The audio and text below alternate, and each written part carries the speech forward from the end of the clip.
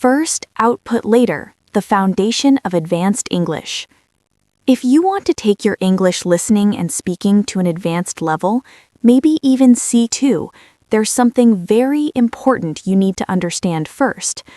Fluency is not created by forcing yourself to speak early. Fluency is built slowly, naturally, through massive, meaningful input.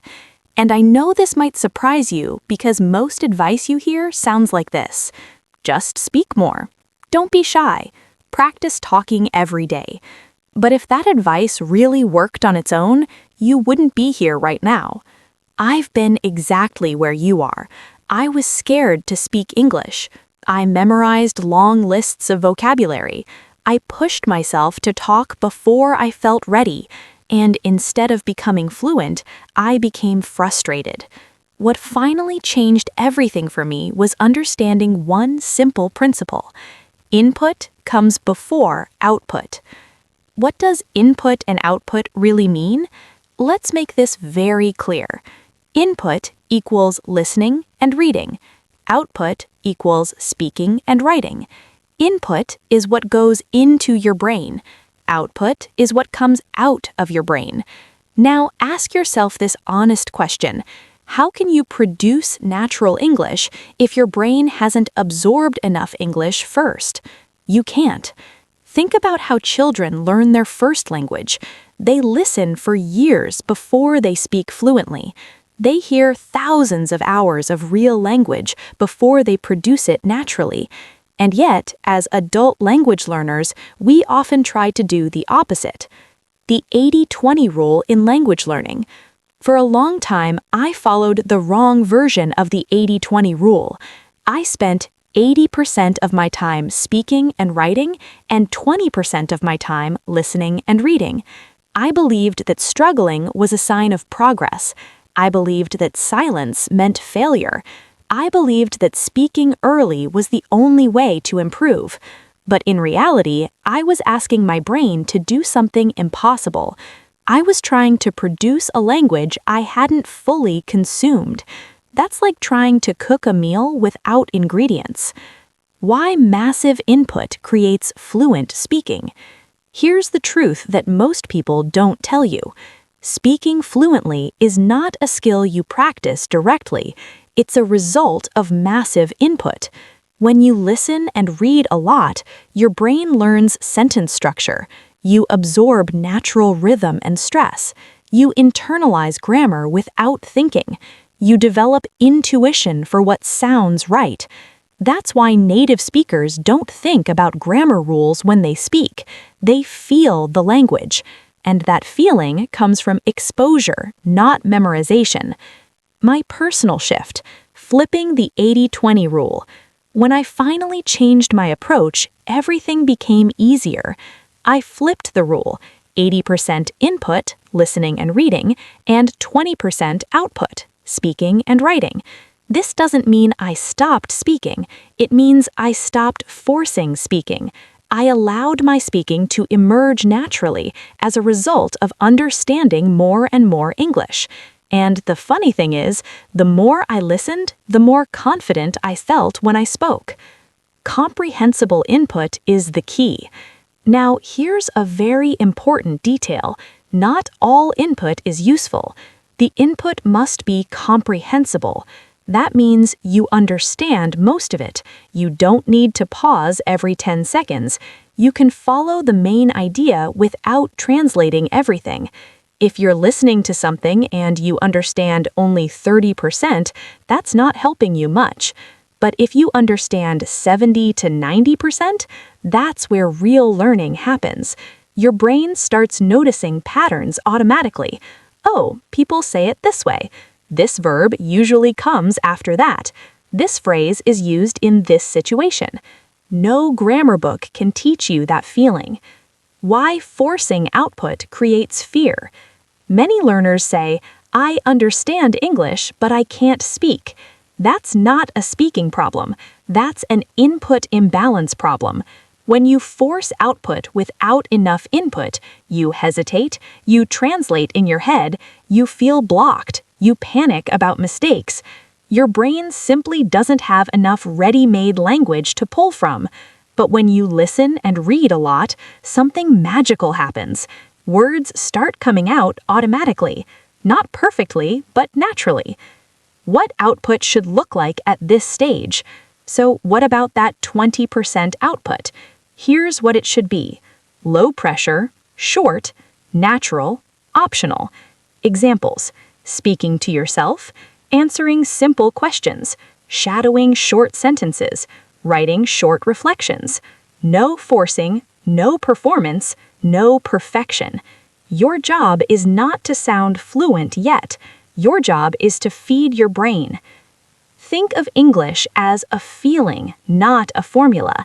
At advanced levels, English stops being about rules. It becomes about tone, nuance, rhythm, emotion, intention. And none of that comes from textbooks. It comes from listening to real English every day. That's why this first strategy is the foundation of everything else. If you get this right, the rest becomes much easier. Balancing intensive and extensive practice. Learn more without burning out. Once you understand the importance of input, listening, and reading, the next big question is this: how should you practice that input? Because here's the problem many serious English learners face. They work hard, they study seriously, they analyze everything, and yet they feel tired, stuck, and overwhelmed. That's exactly where I was. What finally helped me move forward was learning how to balance intensive and extensive practice. What is intensive practice? Let's start with intensive practice.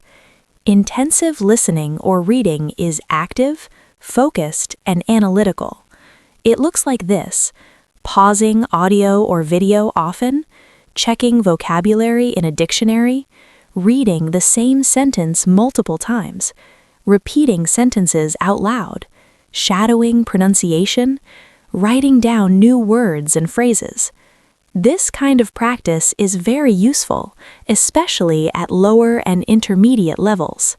It helps you notice details, improve accuracy, understand grammar deeply, learn precise meanings.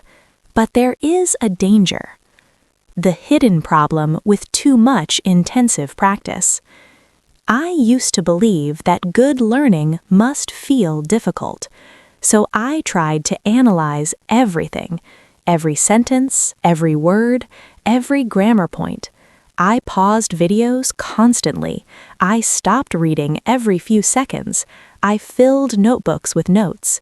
And yes, I was learning, but very slowly. More importantly, I was getting mentally exhausted. This brings us to a very important concept: cognitive load. Why your brain gets tired. Your brain can only process a limited amount of information at one time. This is called cognitive load. When your cognitive load is too high, you feel tired quickly, you lose motivation, you stop enjoying learning, you avoid practice. And language learning already has a high cognitive load. New sounds, new words, new structures, new meanings. So if you make every session intensive, your brain eventually says, enough. And many learners quit, not because they are bad at English, but because their method is unsustainable. What is extensive practice? Extensive practice is the opposite. It is relaxed, large quantity, flow-focused, and enjoyable. Examples: watching YouTube videos without pausing, listening to podcasts while walking, reading easy books for pleasure, watching series just to follow the story. The goal is not to understand every word. The goal is to understand the general meaning, stay engaged, enjoy the process, get massive exposure. This is where fluency really starts to grow. Why extensive practice is essential for advanced English. At higher levels, your biggest enemy is not grammar, it's lack of volume. You need thousands of sentences, repeated exposure to phrases, natural examples in context. Extensive practice gives you that volume. And here's something important. You can't become fluent by only studying English. You become fluent by living inside English. Extensive practice allows that to happen. The Tadoku principle, a Japanese method, which means extensive reading. Its core idea is simple. Read a lot, read easy material, read for pleasure. Do not stop too much. If you need a dictionary every 10 seconds, the material is too hard. And this idea applies not only to reading, but also to listening. If listening feels painful, confusing, and stressful, you're pushing too hard. Easy and enjoyable is not lazy.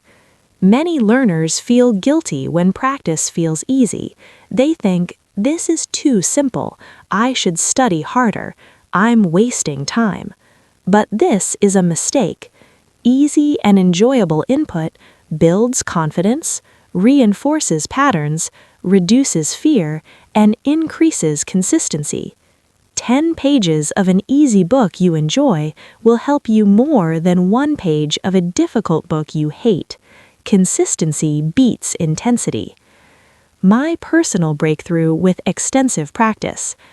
When I allowed myself to watch English content just for fun, everything changed. I watched YouTube videos I actually liked, interviews, vlogs, simple series. No pausing, no note-taking, no pressure. And something surprising happened. Words I had studied before suddenly felt familiar. Expressions started sounding natural. My listening speed improved. Not because I analyzed more, but because I exposed myself more. How to balance intensive and extensive practice. Here's a simple rule you can follow. 20 to 30% intensive, 70 to 80% extensive. For example, 20 minutes of focused study, 40 to 60 minutes of relaxed listening or reading. You don't need to do both every day, but over a week, keep the balance. Signs your balance is right. You know you're doing it correctly when you feel curious, not stressed. You want to come back tomorrow. English feels familiar, not foreign. You understand without trying. That's when real progress happens. Learning should feel sustainable. Language learning is not a sprint. It's not even a marathon. It's a lifestyle. And if your method makes you tired, bored, or anxious, it won't last. Balancing intensive and extensive practice protects your motivation, your energy, and your enjoyment. And enjoyment is not optional. It's essential. Create an English environment, even if you never move abroad. One of the most common beliefs about learning English is this: I can only become fluent if I move to an English-speaking country. If that were true, millions of fluent speakers around the world wouldn't exist. The truth is much more empowering. You don't need to move abroad to become advanced. You need to live in English. And yes, you can do that anywhere in the world. Why moving abroad is not a magic solution. Many people imagine that moving to an English-speaking country will automatically make them fluent. But in reality, many immigrants live in language bubbles. They work with people from their own country, they consume media in their native language, they feel stressed and overwhelmed. Stress actually blocks language acquisition. When your brain is in survival mode, it focuses on safety, not learning. I experienced this myself when I moved to Mexico without speaking Spanish. Those first months were extremely difficult. I was anxious, I was tired, and ironically, I was less consistent with my language learning. It was only when I created a safe language environment for myself that I started improving again. What advanced speakers do differently? Advanced and C2 level speakers don't just study English. They think in English, react in English, consume information in English, relax in English. English is not a subject, it's a medium. That's the mindset shift you need to make. What does an English environment really mean? Creating an English environment does not mean studying grammar all day, memorizing vocabulary lists, speaking nonstop. It means surrounding yourself with English in natural ways. Examples: your phone language is English. Your YouTube feed is mostly English. Your podcasts are in English. Your books and articles are in English. Your notes and to-do lists are in English. You don't add more work. You change the language of your life. Small changes create big results. You don't need to change everything at once. Start small. For example, watch the news in English. Follow English-speaking creators you enjoy. Read one short article per day. Think in English during simple activities. These small habits compound. Your brain starts seeing English as normal, not special. Passive exposure is powerful. One underrated strategy is passive exposure. This means listening while cooking, playing English videos while cleaning, having English audio in the background. You may think, I'm not paying attention, but your brain is. It's picking up rhythm, intonation, common phrases, sound patterns. This is how children learn, and it works for adults too. Turn English into your default language. Ask yourself, what language do I use for entertainment? What language do I use to learn new things? What language do I use when I'm alone? If English only exists in your study time, it will always feel artificial. But when English becomes your default language, fluency follows naturally. Living in English without pressure. Here's an important point. An English environment should feel comfortable, safe, and enjoyable, not stressful. You don't need to understand everything. You don't need to speak perfectly. You just need regular contact. Why this works so well. When English surrounds you, your listening improves automatically. Vocabulary repeats naturally.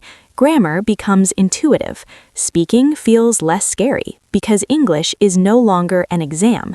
It's just life. You control your immersion. Immersion is not a place. It's a choice. You don't need a visa, a plane ticket, a foreign address. You need intentional input, consistent exposure, and a supportive routine. And you can start today. A simple daily English environment example. Here's what a simple English day might look like. Morning, English podcast. Afternoon, English YouTube video. Evening, reading a few pages. Night, thinking or journaling in English. No pressure, no perfection, just presence. From studying English to living English. When you stop asking, how can I study more, and start asking, how can I live more in English, that's when everything changes. Move from translation to intuition. Think and feel in English. At the advanced level, English stops being about learning. It becomes about feeling. And this is where many learners get stuck, even after years of study.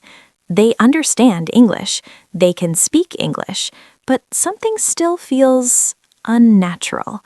That problem usually comes from translation. Why translation becomes a trap. Translation is useful at the beginning. In fact, it's often necessary. It helps you survive. It helps you understand basic meaning. But the higher your level becomes, the more translation starts to slow you down. Here's why. When you translate, your brain does this. Hear English, convert it to your native language, understand meaning, translate your response back into English, speak. That process is slow, and fluency requires speed and intuition. Native speakers don't translate, they react. Fluency is not accuracy. Many learners believe fluency means knowing perfect grammar, choosing the correct word, translating precisely. But that's not fluency. Fluency is reacting naturally, choosing words instinctively, feeling what sounds right. And feelings don't come from translation. Why words don't match up across languages. One of the biggest problems with translation is that words don't line up perfectly between languages. Take these English words: angry, annoyed, irritated, frustrated, furious, resentful. In many languages, several of these words become one single word, but in English, they feel different. Furious is explosive, resentful is quiet and long-lasting, annoyed is mild, frustrated is blocked energy. If you rely on translation, you lose these differences. If you rely on intuition, you feel them. What it means to think in English. Thinking in English does not mean translating faster, forcing English thoughts all day. It means connecting English directly to meaning, understanding without explanation, reacting without analysis. Your goal is to build direct connections, English to meaning, not English to native language to meaning. How to train intuition, step by step. Let's make this practical. 1. Use English to explain English. When you learn a new word, don't translate it. Look up the definition in simple English. Ask AI to explain it using easy words. Read example sentences. For example, instead of translating resentful, learn it as feeling angry for a long time because of something unfair. This builds intuition. 2. Learn words in context, not isolation.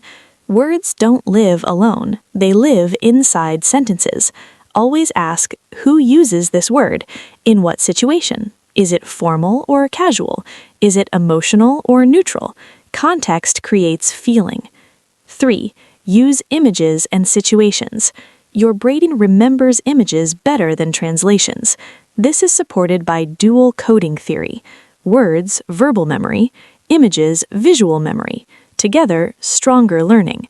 When you connect a word to a picture or situation, it becomes alive. That's why stories, videos, and real-life examples work so well. 4. Accept partial understanding. Advanced learners often want 100% understanding, but intuition grows in uncertainty. When you allow yourself to not know every word, guess meaning from context, feel instead of analyze, your brain starts learning naturally. Why intuition makes speaking easier. When intuition develops, you stop searching for words, you stop translating, you speak faster, you sound more natural. Not perfect, but real. Mistakes still happen, and that's okay. Fluency is not perfection, it's flow. A simple daily intuition exercise. Try this. Watch a short English video. Don't pause, don't translate, focus on feeling the message. Then ask yourself, what was the emotion? What was the intention? What was the reaction? This trains meaning, not words. Let go of control. Translation feels safe. Intuition feels risky. But growth happens in discomfort. Trust your brain. It knows how to learn languages. You've done it before. From knowledge to instinct. At C1 to C2 levels, the goal is not, do I know this word? The goal is, does this feel right? That's intuition. And that's where real fluency lives. Putting everything together, consistency, identity, and real fluency. At this point, you've learned all the major strategies. Now comes the most important question. How do you actually use all of this every day without burning out or quitting? Because strategies don't create fluency. Consistency does. And consistency comes from identity, not motivation. Fluency is not a goal. It's a lifestyle. Most learners treat English like a project. They say, I will study English for 6 months. I will finish this course. I will reach C1 and stop. But native speakers don't think this way. They don't learn English. They live in English. English becomes the language they relax in, the language they think in, the language they learn new ideas in. And that's why they keep improving, even without trying. Review the 4 core principles. Let's quickly connect everything you've learned. Input first, output later, You feed your brain before expecting results. Balance intensive and extensive practice. You learn deeply and widely without exhaustion. Create an English environment. English becomes normal, not special. Move from translation to intuition. You feel meaning instead of analyzing. When these 4 principles work together, fluency becomes inevitable. What a sustainable English routine looks like. A real routine isn't perfect. It's flexible. It's human. It fits your life. Here's an example. Some days, active study. Some days, just listening. Some days, reading. Some days, doing nothing productive at all. And that's okay. Progress is not linear, but consistency over time wins. Stop measuring progress the wrong way. Many learners ask, how many words do I know? What level am I now? Am I fluent yet? Those questions create anxiety. Better questions are, do I understand more than before? Does English feel more familiar? Am I less afraid to speak? Those are real signs of progress. You don't need permission to speak. One of the biggest mental blocks is waiting to be ready. Ready doesn't exist. You speak when you want to, when you feel safe, when you have something to say, not when your English is perfect. Advanced speakers still make mistakes, they just don't stop because of them. Make English part of who you are. The biggest shift happens when you stop saying, I am learning English, and start saying, English is part of my life. This identity shift is powerful. When English is part of who you are, you don't quit, you don't rush, and you don't panic. You trust the process. Enjoyment is not optional. If you don't enjoy English, you won't stay long enough to become fluent. Choose content you love, topics you care about, voices you enjoy listening to. Learning happens faster when your brain is relaxed. Your brain is already on your side. You don't need talent, you don't need a perfect accent, you don't need to move abroad. You need time, exposure, and trust. Your brain knows how to learn languages. Your job is to give it the right environment. Final message to the learner. If you feel stuck, tired, or frustrated, you're not bad at English. You just haven't been taught how fluency actually works. Be patient, be kind to yourself, and keep showing up. Closing. YouTube-ready outro. If this video helped you, please give it a thumbs up and subscribe to the channel. Your support really helps YouTube share this content with more English learners around the world. Let me know in the comments, which strategy resonated with you the most? If you want more videos about advanced listening, natural speaking, and learning English without stress, check out the next video right here. I'll see you there.